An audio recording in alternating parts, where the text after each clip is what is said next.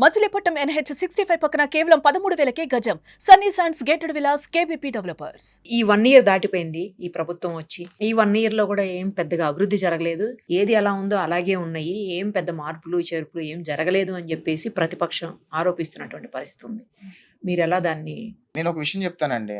గత 1 ఇయర్‌లో ఆంధ్రప్రదేశ్ రాష్ట్రానికి ఎన్ని పెట్టుబడులు తీసుకురాగలిగాము, ఎంత ఎంప్లాయ్‌మెంట్ క్రియేట్ చేయగలుగుతున్నాం అని చెప్పి వాస్తవాలతో సహా ఫ్యాక్చువల్ ఎవిడెన్స్‌తో ప్రజల ముందు పెడుతున్నాం. ప్రజలంతా హ్యాపీగా ఉన్నారు. ప్రజలందరూ నమ్ముతున్నారు. Just 1 week back Singapore Chandrababu Naidu గారు, లోకేష్ గారు వీళ్ళందరూ సింగపూర్ ఎళ్లారు. ఎందుకెళ్లారు? రాష్ట్రానికి పెట్టుబడులు తీసుకొచ్చే ప్రయత్నం, కన్సార్టియమ్స్ రివైవ్ చేసే ప్రయత్నం ఇవన్నీ చేస్తున్నారు. అయితే వైఎస్ఆర్ కాంగ్రెస్ పార్టీకి సంబంధించిన పెద్దిరెడ్డి రామచంద్రారెడ్డి కంపెనీలకు సంబంధించిన ఒక వ్యక్తి సింగపూర్ మినిస్టర్స్ కి, సింగపూర్ గవర్నమెంట్ కి ఈమెయిల్ రాస్తాడు. ఏమని రాస్తాడంటే, ఇప్పుడు ఆంధ్రప్రదేశ్ రాష్ట్రంలో అన్‌స్టేబుల్ గవర్నమెంట్ ఉంది. రేపో మాపో ఆంధ్రప్రదేశ్ రాష్ట్రంలో గవర్నమెంట్ కూలిపోబోతుంది.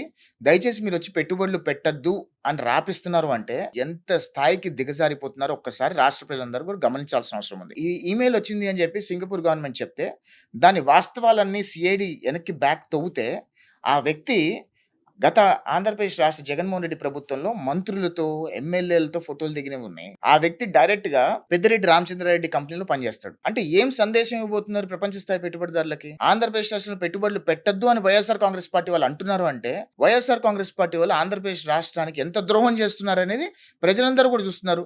2014 నుంచి 2019 వరకు ఆనాటి చంద్రబాబు నాయుడు గారు ప్రపంచ స్థాయి పెట్టుబడిదారులందరూ ఆంధ్రప్రదేశ్ రాష్ట్రాన్ని తీసుకొచ్చే ప్రయత్నం చేస్తుంటే ఆ రోజు కూడా వైఎస్ఆర్ కాంగ్రెస్ పార్టీ వాళ్ళు ఇన్వెస్టర్స్ కి చాలా మంది ఈమెయిల్ రాసి రాష్ట్రంలో పెట్టుబడులు పెట్టద్దు, ఇది ఆంధ్రప్రదేశ్ రాష్ట్రంలో స్టేబుల్ గవర్నమెంట్ లేదు, డెమోక్రసీ లేదు, శాంతి భద్రతలు లేవు అని చెప్పి అబద్ధాలు అవాస్తవాలు చెప్పే ప్రయత్నం చేస్తుంటే పెట్టుబడిదారులకు ఏ సంకేతం వెళ్తుంది? అంటే అవాస్తవాలు చెప్తే ఏమొస్తుంది? ఎందుకు మీరు ఒక విషయం చూస్తే 94లో చంద్రబాబు నాయుడు ముఖ్యమంత్రి అయిన తర్వాత ఆయన వేసిన ఫౌండేషన్ అంతా కూడా తర్వాత వచ్చిన ముఖ్యమంత్రులందరూ కూడా కొనసాగించారు.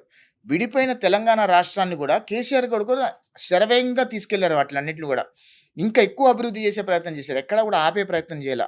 ఆ రోజు చంద్రబాబు నాయుడు గారు 94లో వేసిన ఫౌండేషన్ విజన్ 2020 ఈరోజు సైబరాబాద్ అలోన్ 60% ఆఫ్ ద రెవెన్యూని యావత్ తెలంగాణ రాష్ట్రానికి పంప్ చేస్తుంది అని అంటే ఆ రోజు విజన్ 2020 ఎంత అద్భుతంగా చంద్రబాబు నాయుడు గారు చేశారు. దాన్ని వచ్చిన ముఖ్యమంత్రులందరూ కంటిన్యూ చేశారు కదా.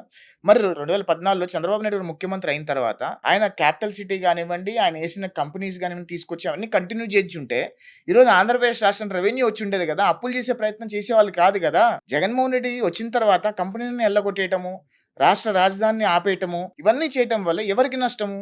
రాష్ట్రమే నష్టపోయింది కదా. సో ఇప్పుడు మరి అంటే ఇవన్నీ మీరు జనాలకు చెప్పగలుగుతున్నారు కదా, అర్థమవుతుంది కదా. అలాంటప్పుడు పెట్టుబడులకు కావచ్చు, లేకపోతే అభివృద్ధికి కావచ్చు ఎలాంటి ఆటంకం ఉండదేమో కదా. డెఫినెట్ గా ప్రజలందరికీ కూడా వాస్తవాలతో సహా చెప్పే ప్రయత్నం చేస్తున్నాము. ఈరోజు లోకేష్ బాబు గారు క్వాంటమ్ వ్యాలీ అనే ఒక ప్రోడక్ట్ తీసుకొచ్చి ఈరోజు ఆంధ్రప్రదేశ్ రాష్ట్రంలో పెట్టడానికి కేంద్ర ప్రభుత్వాన్ని ఒప్పించి India's quantum valleys in Andhra Pradesh అని అంటే ఎంత అద్భుతంగా అది రేపు ఫలితాలు ఇవ్వబోతుంది అనేది ఐ కెన్ జస్ట్ ఇమాజిన్. ఆనాడు సైబరాబాద్ అనేది ఏ రకంగా అయితే సృష్టించి పెట్టారో, ఏ రకంగా అయితే ఫలితాలు ఇచ్చారో, క్వాంటమ్ వ్యాలీ అనేది సైబరాబాద్ కంటే 10x level, 10x and above products ఇవ్వబోతున్నాయి, ఫలితాలు ఇవ్వబోతున్నాయి.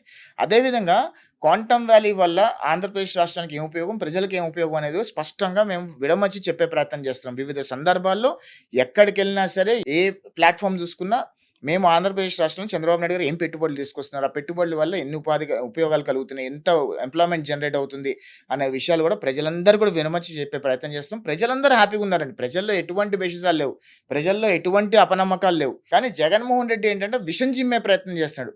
జగన్మోహన్ రెడ్డి రాజకీయం ఎలా ఉంటుంది అంటే అన్ని అవాస్తవాలు, అబద్ధాలన్నీ కూడా నిజాలుగా చిత్రీకరించే ప్రయత్నంలో భాగంగానే జగన్మోహన్ రెడ్డి రాజకీయం ఉంటుంది.